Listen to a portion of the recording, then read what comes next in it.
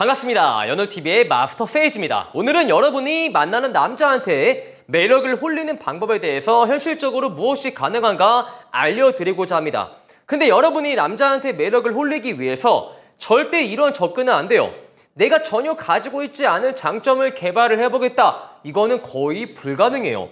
일단 제 영상을 보시는 분들이 99.9%가 대부분 성인일 겁니다. 그죠? 아마 지금 제 영상을 보시는 분 중에서 미성년자가 아예 없을 수도 있다는 거, 우리가 성인 되고 나서 어느 정도 사회생활을 해봤고 이러다 보면은 나한테 없는 장점을 키우기가 매우 어려워요. 왜냐면은 지금 여러분 또한 장점을 가지고 있을 텐데 그 장점이 하루아침만에 생긴 것이 아니라 내 성장 환경을 통해서 우리가 점점점 갈고 닦으면서 생겨난 장점이거든요. 가령 내가 누구의 말을 정말 잘 들어준다거나 아니면 말을 정말 힘있게 한다거나 말을 조리 있게 한다거나 이게 하루아침 만에 생긴 게 아니라 여러분이 정말 오랜 기간 갈고 닦으면서 생긴 나만의 장점이잖아요. 그죠? 내가 원래 가지고 있던 장점을 개발을 하겠다라는 발상을 해야 되지, 저건 내가 한 번도 가져본 적이 없는 장점인데 저것을 내가 한번 만들어 보겠다 하면은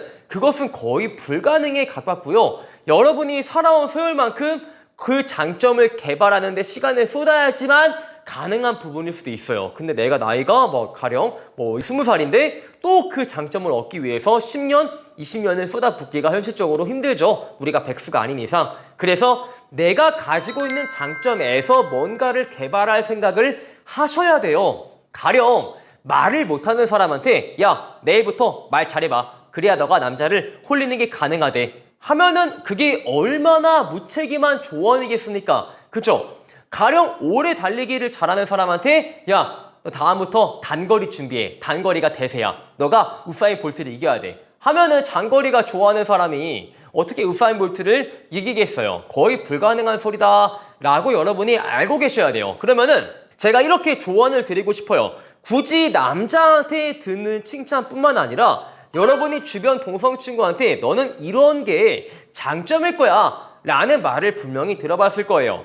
아무리 못난 사람도 장점이 있기 마련이고 사람은 장점이 있으면 단점이 있고 단점이 있으면 장점이 있습니다. 누구나 장단점이 있다는 것이죠. 그래서 한 번이라도 좋으니까 내가 평상시에 긍정적인 평가를 듣는 것들을 이성한테 매력을 홀리는 데 있어가지고 무기로 한번 활용을 해봐야겠다 라고 접근을 하셔야 돼요. 가령 내가 말을 할 때 에너지가 넘친다, 내가 긍정적이다, 내가 누구의 말을 잘 들어준다, 내가 잘 꾸민다, 이런 것들이 분명히 있을 겁니다. 그리고 많은 분들이 남성과 말을 잘하는 것이 매우 중요하다 라는 것을 알고 있을 겁니다. 물론 정말 말을 잘하는 게 매우 중요하죠. 아직까지 우리나라가 말 한마디로 천냥의 빛을 갚는다 라는 말이 있을 정도로 우리가 말을 잘하는 것은 매우 중요합니다. 근데 평상시에 말을 잘하지 못하는 분들에게 야, 너 말 잘해봐 하면은 절대 말을 잘할 수가 없다는 거. 근데 여러분이 한 가지 아셔야 되는 게 있어요.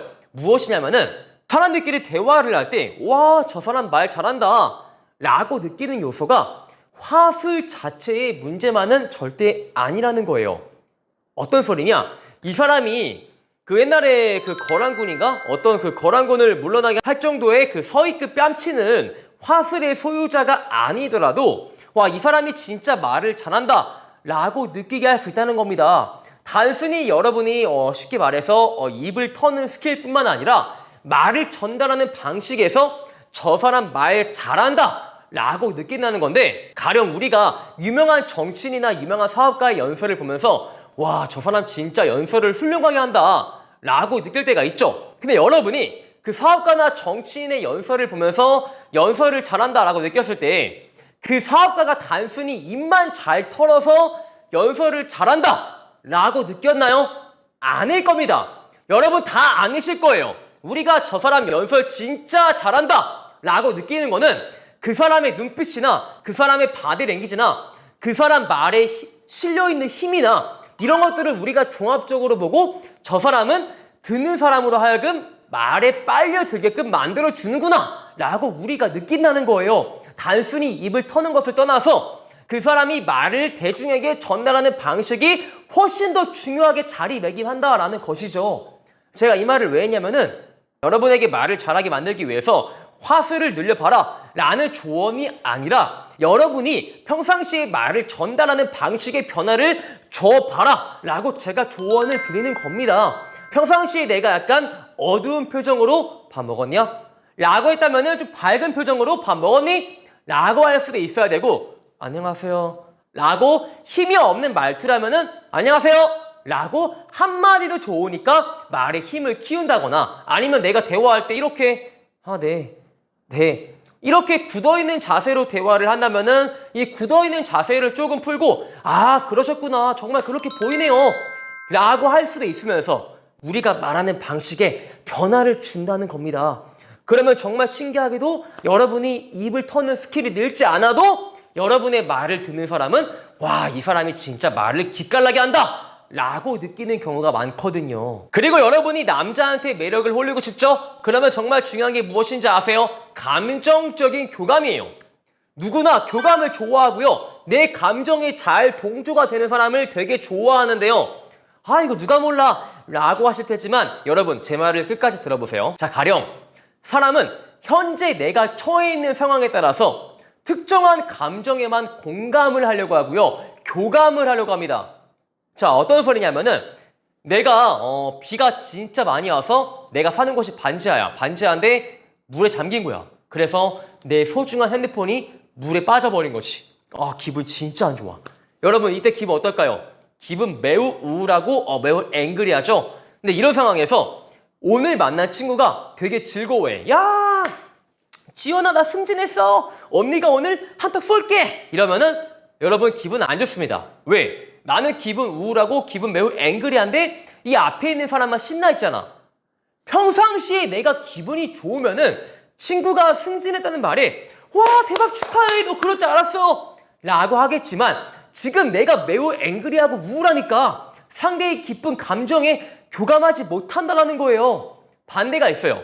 내가 진짜 승진해서 기분 겁나 좋아. 나 매우 즐거워. 해피해. 근데 이 앞에 있는 내가 오늘 오다가 자빠져가지고 핸드폰이 박살났대. 매우 우울하대. 지연아 핸드폰 박살났어. 하면 여러분 어떻게 해요? 그래? 안타깝다. 지연 나 근데 승진했어. 나 대박이지. 이렇게 내 감정만을 말한다니까요.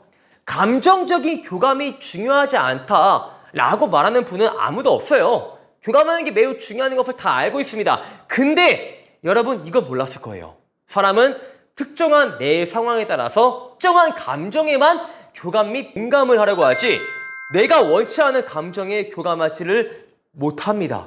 그래서 사람을 상대하는 직업이 왜 힘들다고 하겠습니까? 나한테 찾아오는 고객의 감정에 공감을 해야 되고 교감을 해야 되거든요.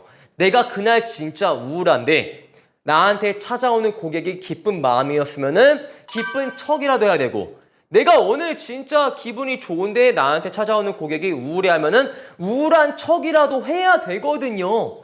그래서 사람을 상담하는 직업이 극한 직업이라고 할 정도로 우리가 원치 않는 감정에 교감하기가 정말 어려워요. 여러분 아마 이것은 처음 알았을 겁니다.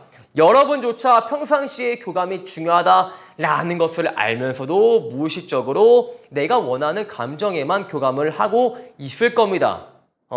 인정하세요? 아마 여러분 다 그러네? 라고 하고 있을 겁니다. 그래서 내가 아무리 기분이 우울해도 상대가 기뻐하면은 그 우울한 마음을 잠시 잊고 그 상대의 기쁜 감정에 교감하지도 않은 게 정말 프로예요.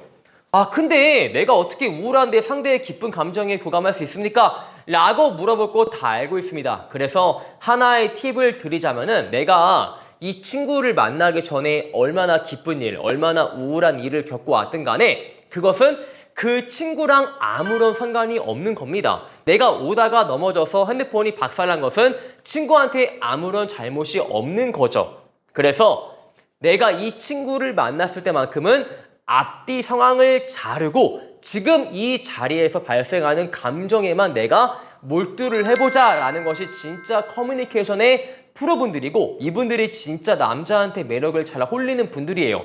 반대로 남자한테 매력을 진짜 잘 까먹는 분들은 이런 분들이에요. 남자를 만나기 전에 회사 김 부장이랑 싸우고 왔어. 나 기분 매우 안 좋아. 남자가 나를 조금 재밌게 해주려고 지현씨 식사했어요? 라는 말에 난 기분 안 좋은 거지. 왜? 김 부장이랑 싸워가지고. 밥이요? 아, 대충 먹었어요. 밥 먹고 뭐 할래요? 아무거나 해요. 영화 볼래요? 영화 말고요. 이러면은 진짜 남자한테 매력을 완전히 까먹는 분들입니다. 그 남자의 잘못이 아니지만 앞서 상황에서 가져온 감정을 남자한테 대입을 시키는 최악의 실수를 범하는 것이죠. 자, 이렇게 해서 오늘은 남자한테 매력을 홀리는 방법은 진짜 무엇이 있나 현실적으로 알려드렸고요. 오늘 영상이 마음에 드시는 분들은 좋아요와 구독, 추가적으로 네이버의 연애 봄카페를 가입을 하시면 15만 원 상당의 연애 교환을 드리기 때문에 꼭 가입하시길 바랄게요. 안녕.